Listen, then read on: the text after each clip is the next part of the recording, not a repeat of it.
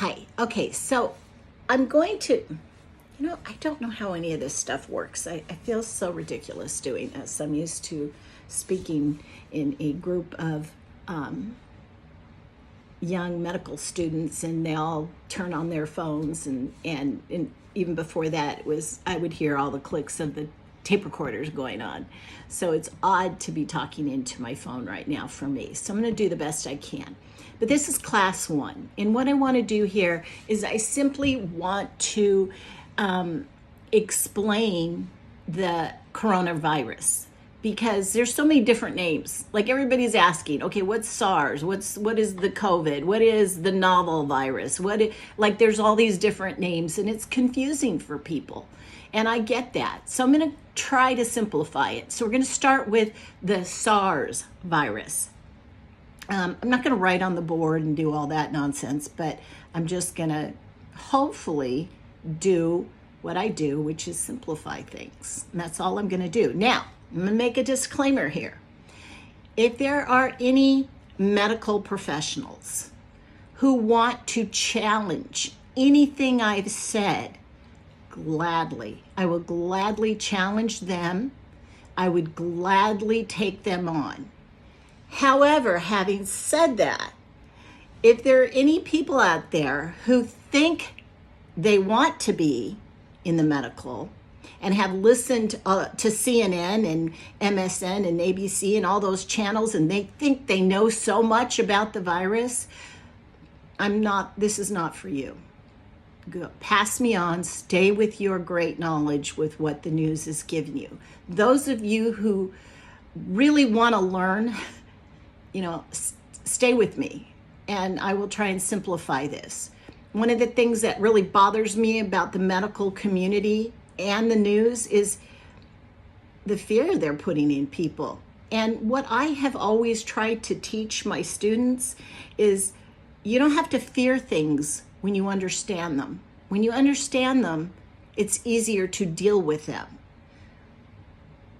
Fear is from the unknown. When we don't know things, we don't know what's going on, that's fearful. But when we know and we have an understanding of it, then we don't have to be so afraid. So I'm hoping that I can take away some of the fears that some people may be feeling or having because of all the confusion and that they're hearing about this virus. So the first thing we're going to start with is the virus is known as a group of viruses called the SARS viruses.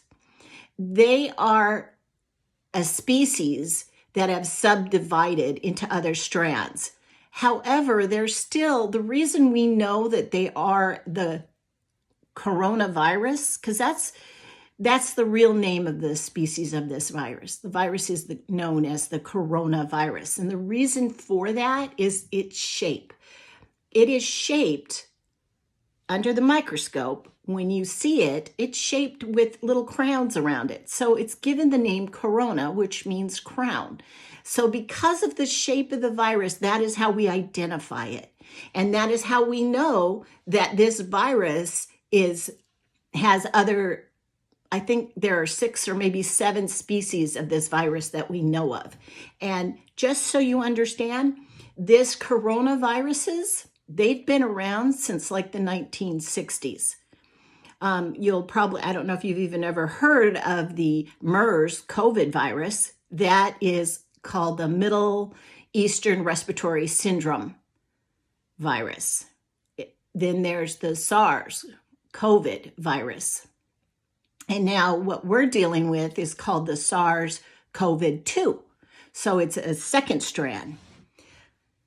So that's kind of what we're dealing with. So we're dealing with a virus shaped like a crown, and it has subdivided into, I don't want to say mutated, because it's really what we want to say is it's subdivided into other forms, but other species. That's the word I'm looking for. Okay, so it's subdivided into other species. Viruses can be very confusing for people to understand. So first, let's just make this very clear about viruses. We do not have a cure for any virus. Okay, I'm going to say that again. We have no cures for any viruses. AIDS virus still exists today. No cure for it. Herpes virus, no cure for it. Human papilloma virus, no cure for it. Viral meningitis, no cure for it. Common cold, no cure for it. So just so that you understand clearly, if you get a virus, there is no cure for it. We have things that are called prophylactics, therapeutics that we know can help your body fight the virus, but ultimately your body, your immune system, which we're going to talk about in hopefully another video, I don't know, we'll see how it goes. But once you understand that this virus, we have no cure for viruses, and this is what's really disturbing to me when people say, oh, well, there's going to be a vaccination, everybody's going to get it. And then out of the next thing out of their breath, they're saying, well, this virus is mutating, so you need to wear a mask. Okay, this is insanity.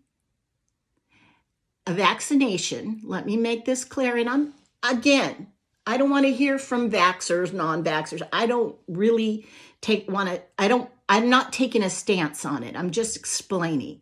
So any hate mail, I'm going to delete you, block you. I like that. I like that I can do that now. I can block and dismiss. Can I tell you how many times I wish I could have blocked and dismissed some of my students? But no, they were great. I was really lucky, by the way. I was extremely lucky with the students that I had. I loved them all.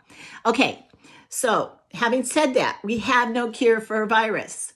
If this virus is mutating, like some professionals are saying, some medical professionals are saying it's doing, then we're going to need to come up with a new vaccination every time this virus mutates.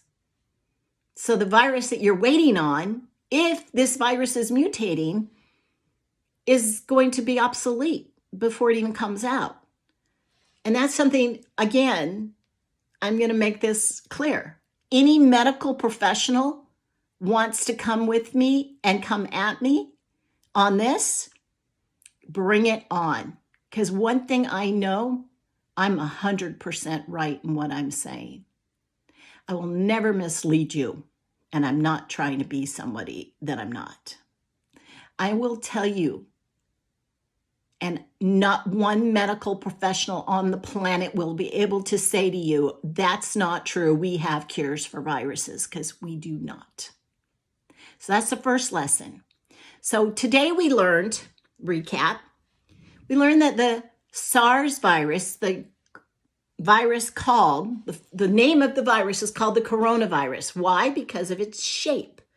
We call it the SARS virus because it has subdivided into other species we know as the MERS virus, the SARS-CoV virus, the SARS-CoV-2 virus. So we know that about the virus. We know why it's called the coronavirus, because of its shape.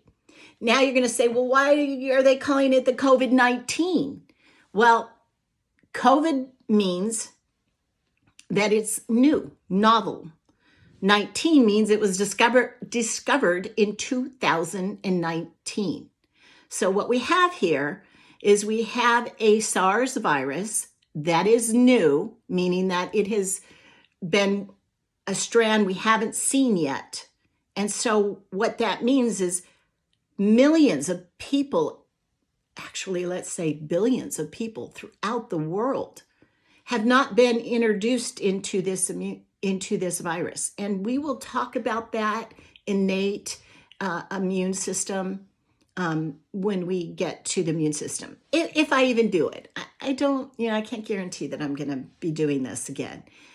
I just feel bad. I feel bad that people are saying, well, we're waiting for the vaccination and we'll all be healed.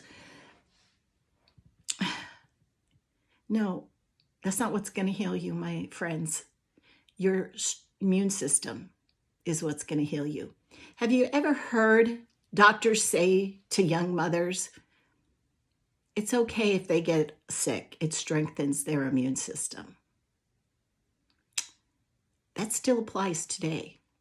Have you ever heard doctors say, well, we really don't need to give them an antibiotic because it's a virus, but we'll give you the antibiotic just in case there's a bacterial infection? We don't have a cure for a virus, friends. There isn't one. If that's what you're waiting for, and you're wearing your mask in hopes for a cure for a virus, good luck with that. All of the poor people who passed away and died of AIDS, they wish too there was a cure for a virus, because they would be with us still today, and they are not.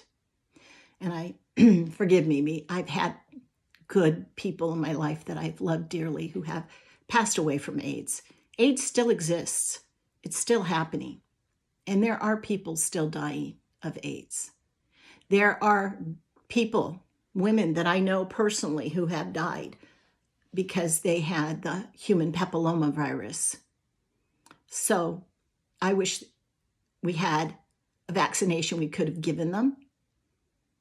We have one, and as long as this human papillomavirus doesn't mutate, the one that they have now, is helping hopefully prevent people from being infected again, because it gives their body the actual virus.